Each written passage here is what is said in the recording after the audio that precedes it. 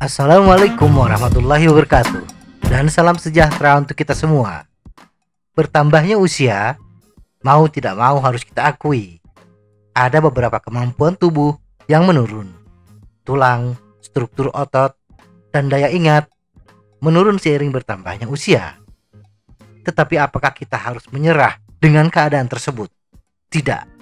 Bersepeda adalah salah satu latihan terbaik untuk tubuh yang menua. Bersepeda akan menjaga kesehatan sistem kardiovaskular dan kesehatan mental kita. Tetapi ada hal yang paling penting yang harus kita jaga, yaitu kemampuan kognisi, daya ingat. Penurunan kognisi terkadang menjadi biang keladi. Emosi yang tidak stabil, lupa menaruh barang bisa menjadi pemicu emosi yang akan berdampak pada kesehatan fisik, tekanan darah naik, dan lain-lain. Nah, bagaimana bersepeda bisa meningkatkan kemampuan kognisi kita? Setidaknya mengurangi laju penurunan. Mari kita bahas.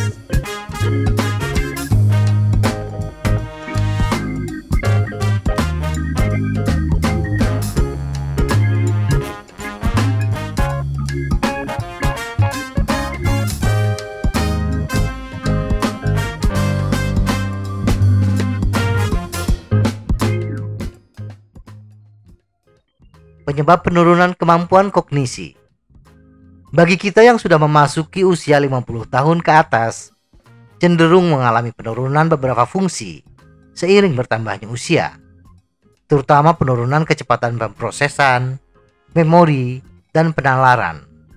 Kemampuan kognitif tersebut tidak bergantung kepada pengalaman, pengulangan, atau seberapa banyak ilmu yang kita pelajari sebelumnya.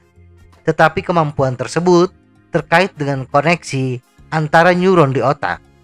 Dalam otak kita ada materi yang disebut gray matter yang mengandung sebagian besar sel saraf otak yang bertanggung jawab dalam kontrol otot dan persepsi sensorik seperti melihat dan mendengar, memori, emosi, ucapan, pengambilan keputusan, dan pengendalian diri.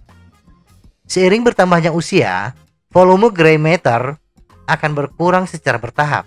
Walaupun kita memiliki kesehatan yang baik, tidak memiliki penyakit Alzheimer atau demensia.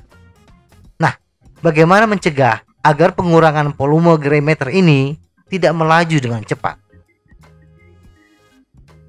Bersepeda dan kesehatan otak. Tidak harus bersepeda seperti pesepeda profesional. Bersepeda rekreasi di akhir pekan juga dapat menurunkan laju penyusutan volume gray matter.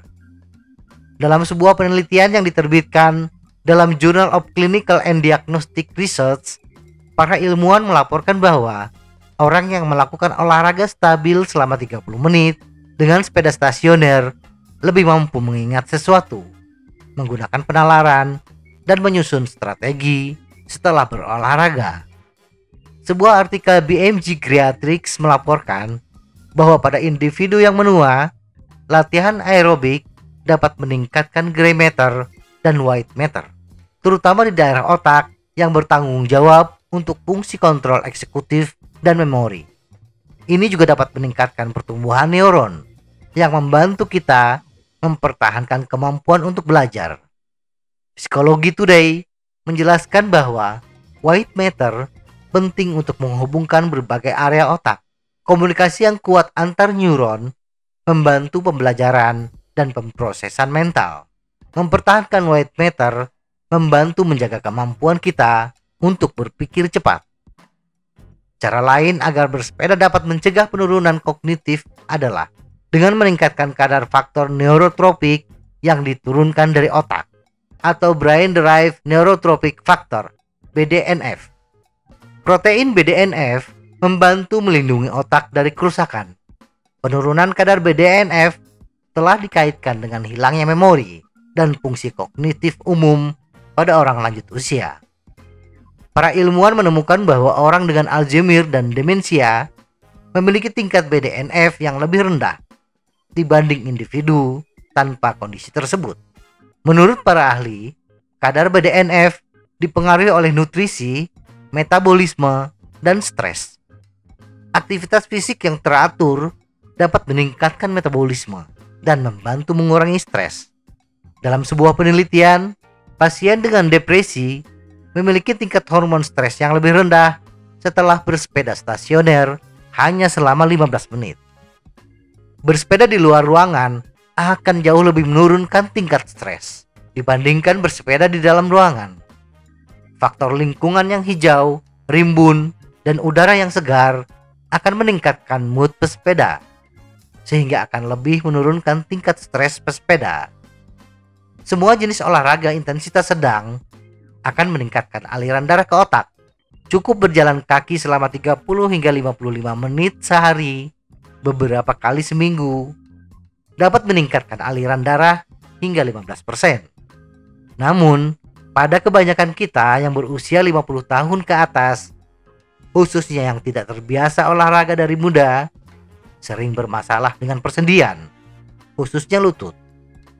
Bersepeda menjadi alternatif terbaik bagi kita dengan dampak yang lebih rendah. Tidak ada kata terlambat untuk meningkatkan kesehatan otak kita. Cukup bersepeda sebentar saja sudah dapat membantu otak kita mendapatkan oksigen dan nutrisi lain yang dibutuhkannya. Sebuah studi tahun 2014 yang menggunakan teknologi pemindaian otak menemukan bahwa aliran darah meningkat selama latihan dan turun ke tingkat dasar setelah pesepeda menghentikan aktivitas. Ini menunjukkan bahwa bersepeda secara berkala sepanjang hari dapat membantu kekuatan otak orang dewasa lanjut usia, lebih dari sekadar melakukan satu kali perjalanan jauh. Jadi, bersepeda bisa menjadi olahraga yang ideal untuk orang tua. Bila kondisi tidak memungkinkan untuk bersepeda di luar ruang, kita bisa bersepeda di dalam ruang menggunakan sepeda stasioner tanpa mengkhawatirkan keseimbangan dan keamanan. Bagi yang bermasalah dengan keseimbangan, sepeda telentang atau recumbent mungkin menjadi alternatif yang lebih baik. Semoga informasi ini bermanfaat. Tetap sehat. Salam goes.